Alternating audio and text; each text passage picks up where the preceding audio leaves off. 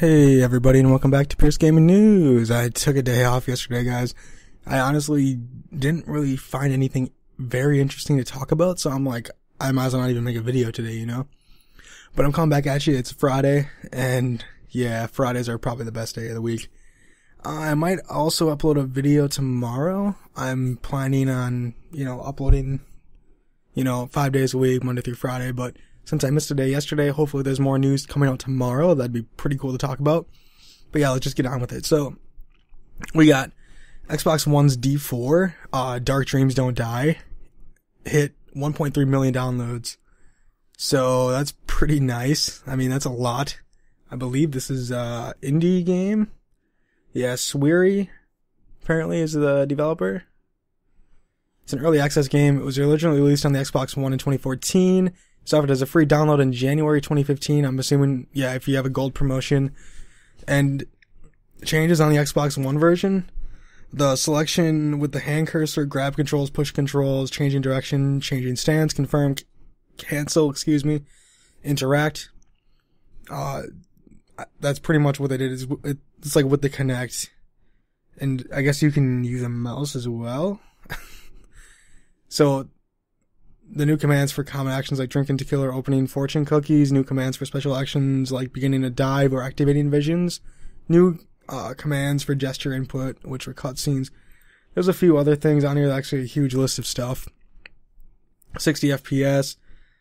And apparently these are PC ones, but I don't even know. To be quite honest, like, it's on the Xbox One and then they're telling you about the PC, but hey, it is what it is, you know?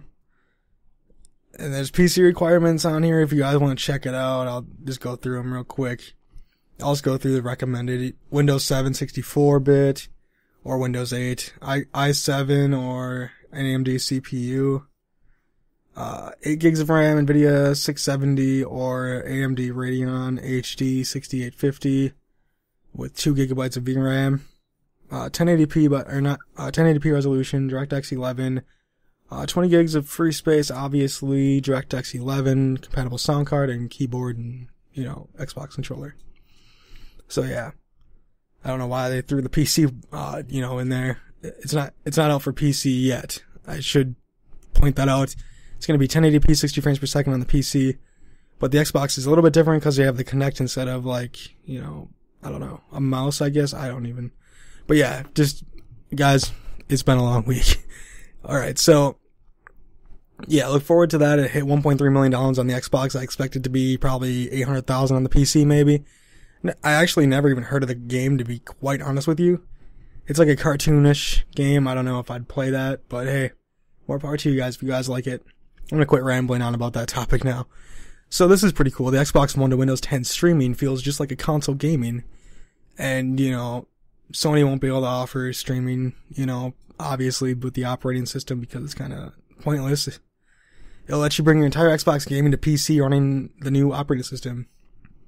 And they even said in the early state, it looks like it will satisfy even the most demanding gamers. And Microsoft, I guess, made a risky bet by demoting the feature with Sunset Overdrive. Demoting the fact. Can't even talk today. Jeez. And I guess it's running on a Surface Pro 3, so that's not even highly demanding. And yeah, they tested it out with Sunset Overdrive. You don't need any crazy hardware to stream the Windows 10. It was running on a i5 system and can run on even slower computers if they have some form of H.264 encoding because the stream is over as a video file. So it's not anything major that you need a huge hardware thing. They're running on a tablet for crying out loud. So I should say they were running it on the Surface Pro 3 at the Microsoft Experience. I should point that out again. Yeah, they're running this on an i5 laptop. So yeah, that's pretty cool that you can stream it to your computer. I don't know the point of it, to be quite honest, except that it's Windows 10. I honestly don't really understand the point, but it's a cool idea. I will say that. It's a cool idea.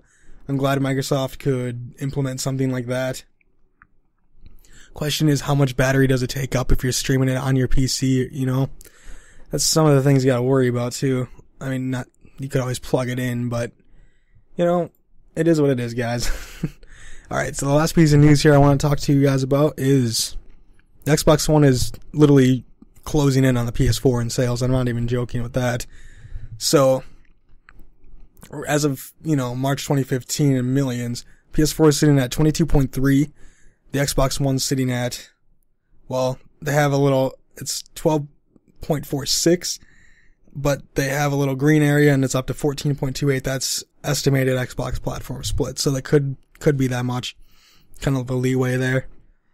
And honestly, I believe they're closing in on the PS4 because they dropped their price down to $350. And like I said, and I think in a few videos ago, I even talked about how if you have an Xbox One sitting there and you got a PS4 and sitting next to it for $400 and you got the Xbox for $350, who in their right mind would say, oh, I want to spend $400 on a system when there's the same exact stuff for $350? $50 is $50, You can use that for a game, Xbox Live. You can use it for whatever you want. I don't know who would want to even say, oh, I like spending more money, Like, because there isn't much exclusive to talk about except maybe Bloodborne, I heard was pretty good. I never played it yet, guys. MLB The Show, if you're a sports fan and if you like baseball. I know people literally just bought the PS4 just for baseball, so. And we got, that's pretty much all. Oh yeah, No Man's Sky too. I almost forgot about that game. That's all the exclusives that interest me, to be quite honest with you.